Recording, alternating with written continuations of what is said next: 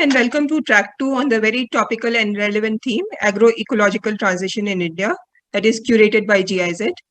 To introduce the track, I would like to invite Mr. Rajiv Ehel, the Director for Natural Resources Management and Agroecology at GIZ. Over to you, Rajiv.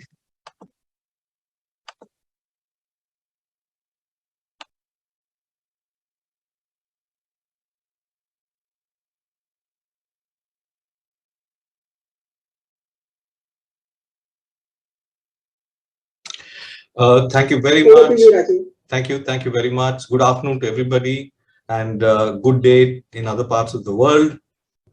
On behalf of Indo-German Development Cooperation, I would like to set the session going. Maybe one way is to also share with you the journey that we have. Thank you very much. Thank you very much. Good afternoon to everybody. Would you like to turn off their mics, please? On behalf of Indo-German Development Cooperation, I would like to set the session going.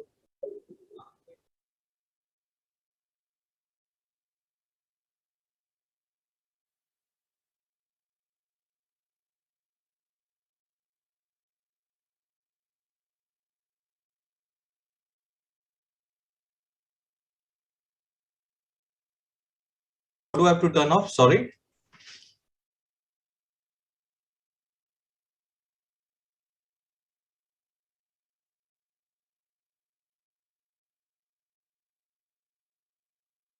Oh, okay. I'm only seeing one link here.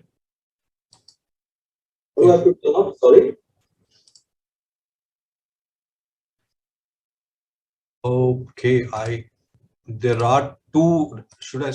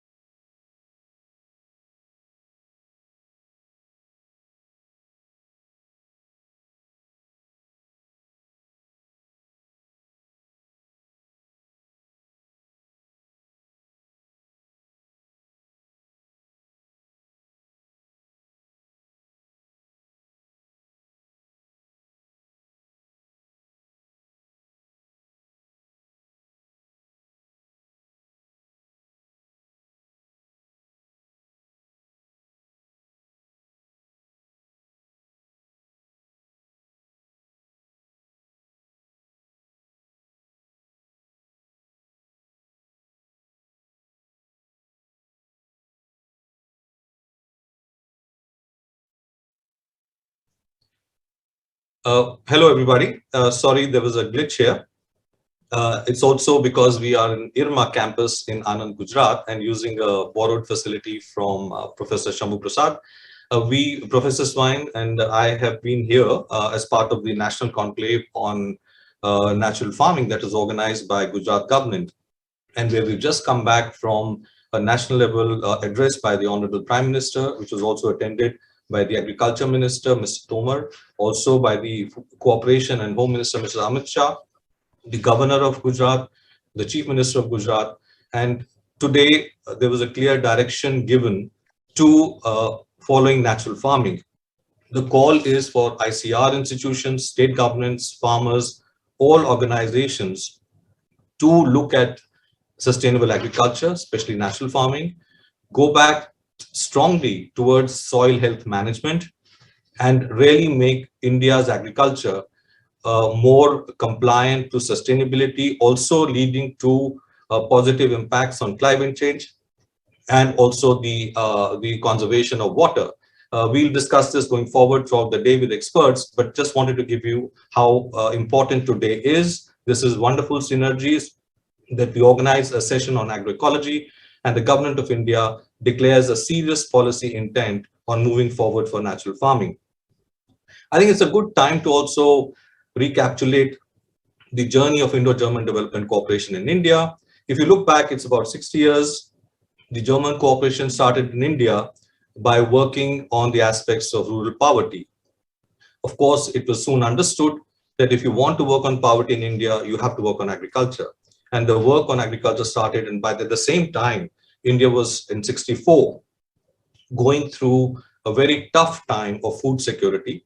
We had just come out of three famines, one after the other. The country was dependent on PL 380 grains, which was called ship to mouth. It was a very breakup moment as a nation. What happened next was a revolution that we all are aware about, the Green Revolution, where scientists found ways to turn India's land, especially in pockets, into very productive areas of growth. That journey has.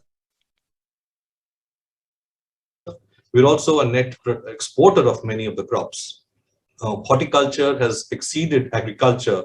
Vegetables and fruits are in abundance. So while on one side, we have reached this point of food security, the questions of nutrition security, access to food still remain. Along with this journey, GIZ and German cooperation understood that if you really want to work on agriculture, you need to work on the water part of it, the soil part of it. And so started projects on watershed. These projects were picked up and also mainstreamed nationally by the governments at various levels, by World Bank, by NABARD, and became one ecosystem-based approach towards looking at the entire basis of where agriculture happens. With this came also an understanding that one needed to improve biodiversity. So GIZ started projects on biodiversity. The perils of climate change started visiting India stronger and stronger. And then came a point where we started working on climate change orientation towards looking at how sustainable growth could happen. Work in GIZ also happens on renewable energy to reduce the mitigation impacts.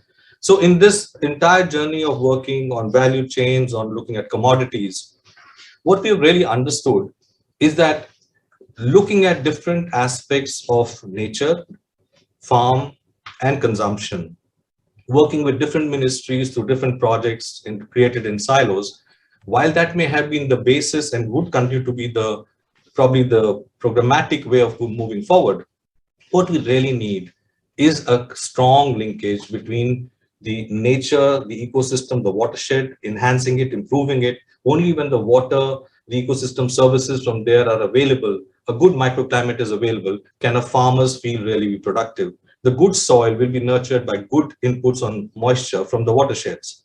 So nature connects with farm. On farm, we really have to work very strongly on farm sustainability. It has to work on soil health. It has to work on natural farming. It has to look at water, groundwater replenishment. It has to look at ways of doing multiple cropping, creating surplus around the year from the same piece of land, moving into agroforestry, moving into horticulture, moving into mixed crops. And even if you produce and do all of this at scale, all of this is something that the consumer needs to be able to access, believe, trust, so that the safe and healthy food consumed by consumers, first locally, the farmers, the regions where it is grown, and then later on by the urban pockets of India, and also for export, for further income enhancement. So on one side, all the push programs that we do have to connect with the pull side of the market. So this continuum of what we are seeing as nature, farm, and plate is a continuum that we see is an agroecological framework, a narrative that brings us all together. So with these words, I would like to really celebrate the fact that this work is being recognized Mohammed, our cluster coordinator, will speak about how, as the German side, we look at it, what is happening on that side. But I think on the Indian side today, I must say there's a fairly high amount of satisfaction for many of us who've been working on sustainable agriculture to hear from the highest level, from the Prime Minister and from very senior level ministers, a very serious commitment towards going to low chemical, low external input agriculture, creating sustainable and healthy foods. How this would translate into new programs and policies is an area where I think we are very much positioned, available, ready to work on because of this agroecological lighthouse that we want to do with the government of India. So with these words, I would hand it back to Pooja. Over to you. Thank you, Rajiv, for introducing the delegates to the track and setting the tone for the sessions to follow. Now it is my pleasure to welcome Mr. Mohammad Al-Khawad, Program Director and Cluster Coordinator for Environment, Climate Change and Natural Resources Management at GIZ. Thank you, Pooja. Good afternoon to all participants and for the interest. It's exciting to be part of a panel at the Livelihood India Summit.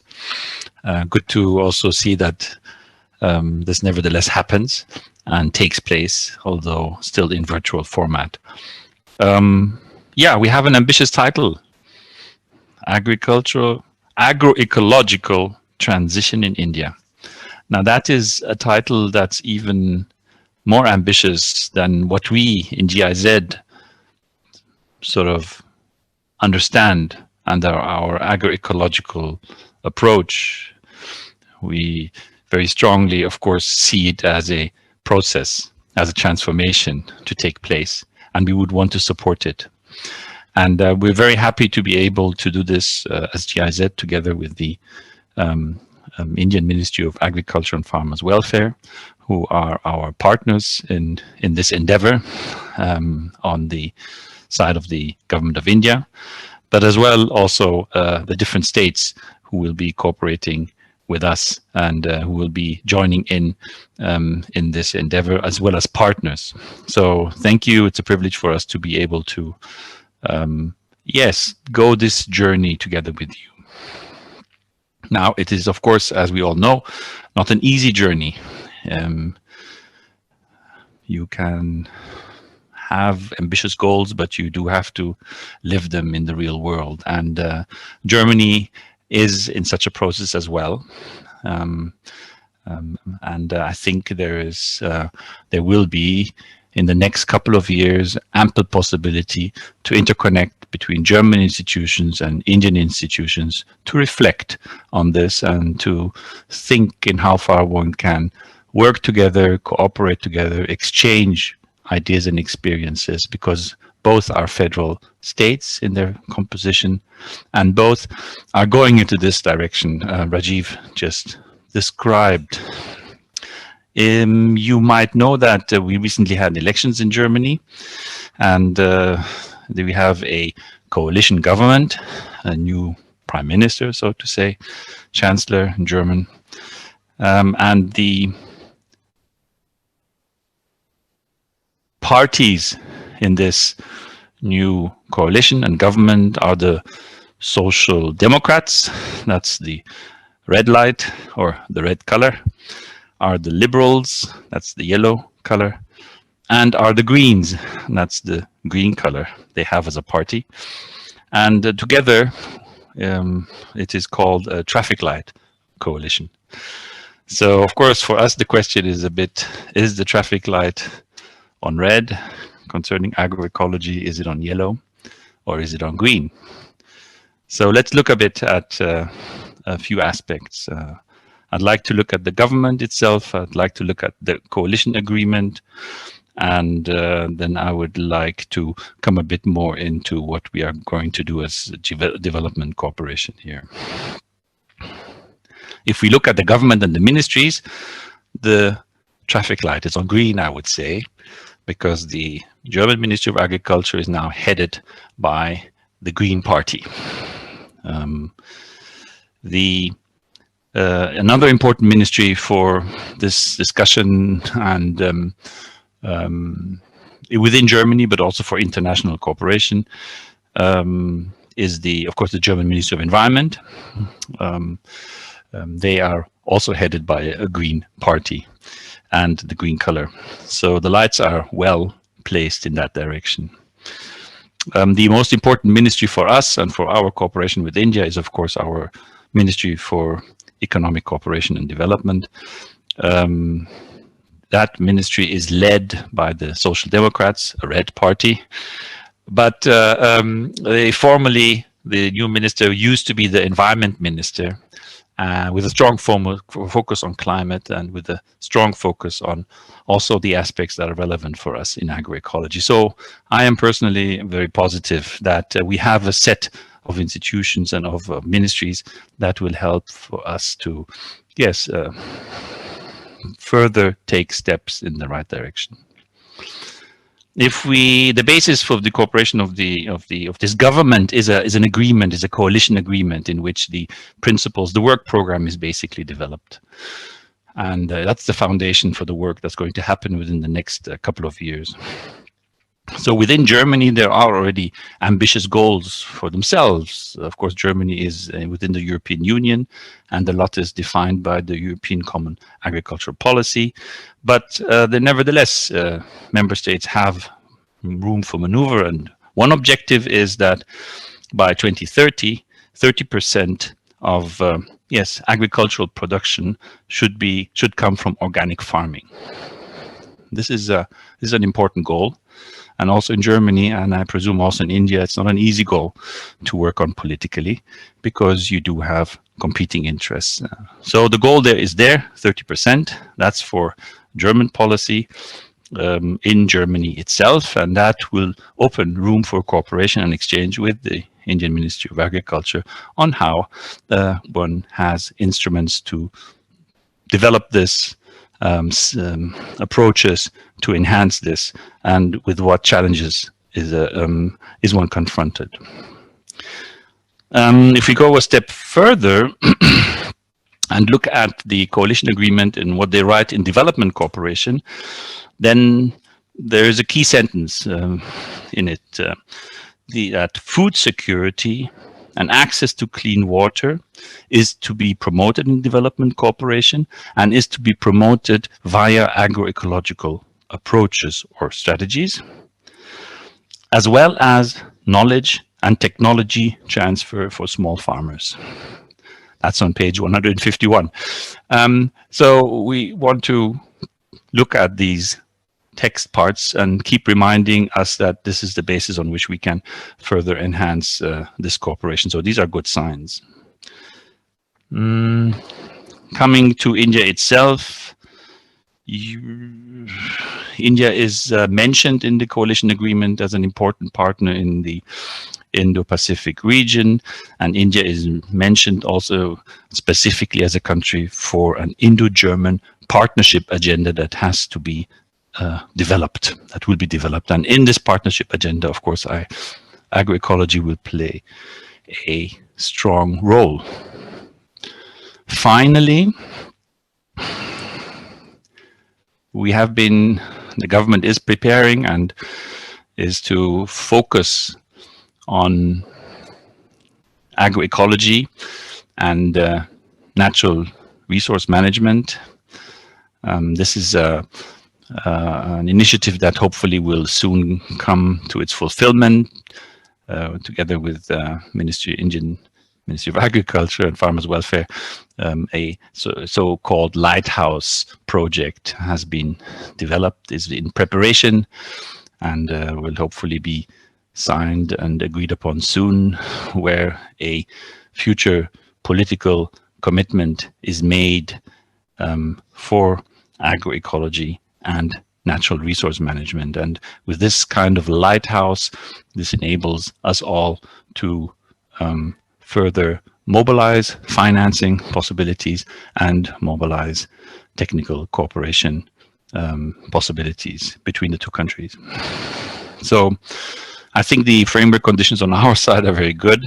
You are experts on the Indian side of conditions, and I'm sure within the next couple of minutes we will hear more on that.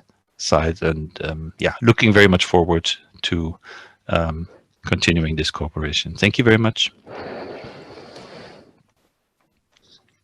Thank you, Mr. Al-Khawat, for your welcome address. And now it is my honor and privilege to welcome Shri Prashant Kumar Swain, Additional Secretary, Ministry of Agriculture and Farmers Welfare, Government of India, to deliver his keynote address for this track.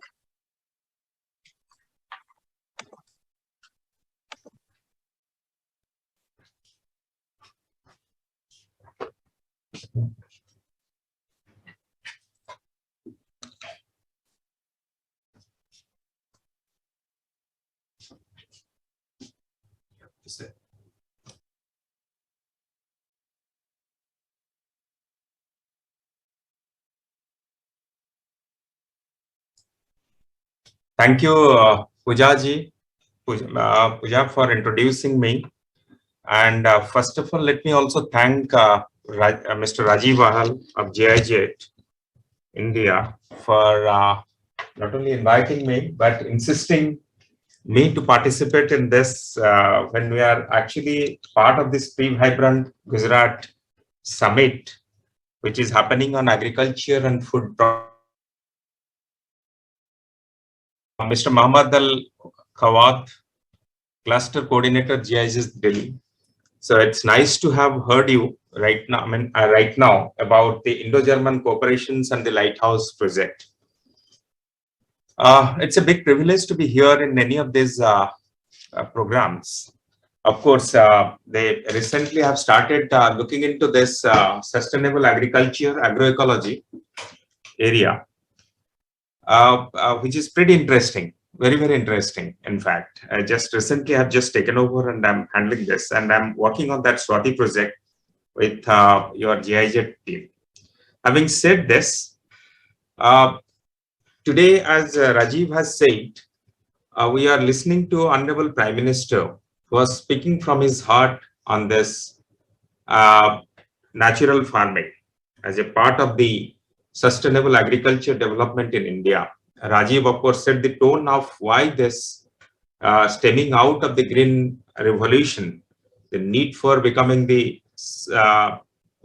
to ensure food security and to ensure that we are self-sufficient in the food. Of course, he has already said probably from a food deficient way back in 1947. Now probably we are importing. We are one of the largest importer in some of these areas such as rice. We are number one from number 3 in 2015. We are now moved to number 1 in 2021. So similarly, we are the largest producers in rice, wheat, and fruits, vegetables in the world today.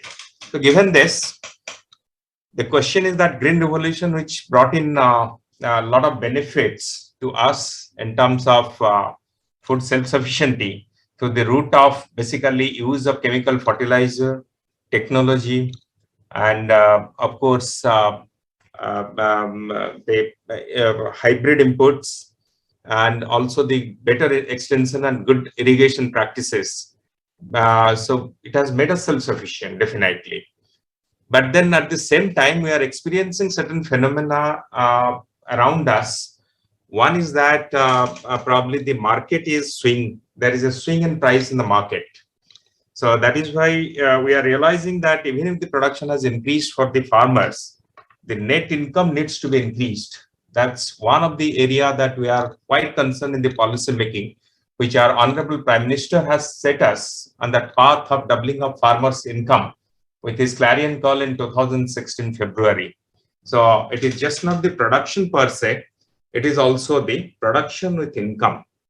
That's one focus, because India, which is having 329 million hectares of area, square kilometer of area, and of which almost half is arable, agricultural land, and of which nearly 24% is the forest land. And we have nearly 14 crore plus farm holdings, where we have the small and marginal farmers who are nearly more than 85%. So that means we have majority of the farmers are small and marginal, less than 2 hectares of land. and where the land fragmentation is increasing with the increasing population.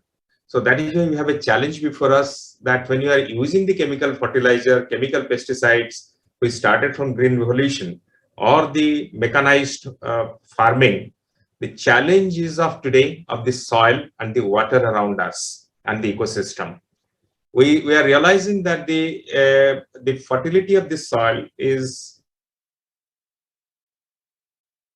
point in certain areas of India, even in those places which are earlier called the football of India, looking at the saturation, where the farmers were putting more and more fertilizer and chemical pesticides and using more of technology at a higher cost, where the income is not proportionate to that. So we are getting realized more and more that we need to ensure that our fertility of the soil is maintained, our agroecology is in a sustainable way. The biodiversity is in a sustainable way. The water, which is getting polluted because of various reasons, one of the reasons probably is the irrigation and use of chemical fertilizers. So that needs to be ensured that our water, groundwater particularly, remains clean and healthy for the entire humanity to consume that. And at the same time, one of the major challenge before us is the kind of greenhouse gas. Definitely, it is a global phenomenon, as you know. And India, under the leadership of Honorable Prime Minister Narendra Modi ji, is very, very committed to ensuring reduction in this greenhouse gas. From Paris Agreement 2015, as you must have heard our Honorable Prime Minister Narendra Modi ji, and till, in COP26, where we have actually declaring that has to be net zero emission by 2070. It's not only just a journey, it's a commitment beyond our own, it's a commitment to the entire humanity, in the sense that we need to ensure that the emission level is reduced to that level, which makes the entire ecosystem sustainable. It's a way of life, particularly for us, because if you have to take the agriculture, the livelihood into the further zone. So given this, the basic issue is that of the sustainability of the agriculture, where we are looking at the sustainable agriculture as the kind of self-sustaining system, sustaining the soil, the water, the ecology, the biosphere, in a kind of symbiotic relationship and a very, very healthy development process. So given this, we have a huge task before us. We also look at the UN Sustainable Development Goal, where we are looking at goal number 2 for basically, ending hunger, achieving food security. Also, we look at that goal number 6, that is sustainable management of water and sanitation for all. So if you have to look at this, then there are a lot of issues which are confronting us today. Our soil is getting affected because of the desertification, because of the salinity, because of the acidity, and so on and so forth. And water is getting contaminated. And there is also the pressure of the population, growing population on the land, so which is adding to this problem. And at the same time, there is deforestation in certain patches, which is also a kind of challenge. Our soil organic carbon needs to be maintained at a very, very healthy level. But whereas the chemical method of farming is working against that soil carbon very clearly. Even the fertilizer, that is urea, we find that the kind of emission of the methane from that is quite high. So given this, we are realizing that the agriculture, which is also which is suffering from this greenhouse gas, is also a contributor of the greenhouse gas in both ways. So we need to handle agriculture in such a way that we need to ensure, while ecological balance, we need to ensure reduction in the greenhouse gas while ensuring the farmer's income. So for that reason, the policy perspective that Government of India have been following very clearly, that is directed towards a kind of sustainable agriculture, and under the UN Convention on the Climate Change, that India has got the national innovations on climate change, under which there are 8 missions, One of the mission is National Mission for Sustainable Agriculture, that is NAMSA, which has been there with us, and we are working on it. And definitely NAMSA is one which where we are working very steadfastly, very systematically on that. So you have to look at it. There is this beyond this also NAMSA. There are these policies which are very important, which are the contributor to the sustainable development. That is, if you have to look at the policy framework also, the national policy on the farmer of the 2007 is something which is looking at asset reforms in terms of the land, water, livestock, fisheries, bioresources, etc. So definitely that is one of the major policy which, as you know, like India ranks among the top 10 species-rich nations with 4 global biodiversity hotspots in India in different zones. I'm not naming them. We have got about 91,000 animal species. We are, in fact, if you look at it also, India represents about 7% of world's flora and 6.5% of world's fauna. And we have huge plethora of fungi, algae, protozoa, etc., which ensures the soil flora nicely. So our aim is to ensure that reforms have to ensure in terms of land, water, the flora and fauna, and the bioresources to maintain them at a kind of sustainable level. And in addition to this, we have also various other policies of Government of India, food policy, food procurement policy. But I'll also mention one more policy, that is national water policy, because in ensuring of the proper water, conservation of water is a very important issue. As you know, like this green revolution also brought in with a baggage of problem, like we have seen in Punjab, the salinity issues in Punjab, which has actually created a lot of issue in Punjab, where we are now working at the kind of crop diversification to handle this as a strategy to handle that salinity issue in Punjab. And in Maharashtra also, we experimented that particularly in the Vidarbha region, which is a dry and arid region, that's a Vidarbha and Marathwada region. The most of the effective and the proven method was the water use, an efficient use of the water through micro irrigation, etc. So given this, we have also not only the problem area where we are bringing in the policy, we are also working in the kind of solutions which are very, which are local in nature, which are also suitable to that local area, conducive to that local population, to the local farming class, so that they are apt for this thing. So in this series of policy also, we are looking at, as Rajiv has said, the organic farming policies. In 2005 itself, the organic farming policy came, because though they say India is natural farming or even the organic farming. So this, though in between we went from green revolution towards a kind of chemical farming, now there is a move towards chemical-free farming. Of course, definitely Government of India is aware of, conscious of the food security, food self-sufficiency, and what Rajiv has spoken about, right to food. From right today, we are almost reaching to a surplus stage where the issue of right to food and right to nutrition is a kind of key issue before us in that domain. Our growth is happening. But the organic food policy of 2005, which is basically to promote the organic farming in India, and subsequently in 2016 there was a task force where this issue of ensuring 10% of the land in India, tillable land, converted to the organic and natural farming. So as you know, like more than 140 million hectare of land is arable, agricultural land in India.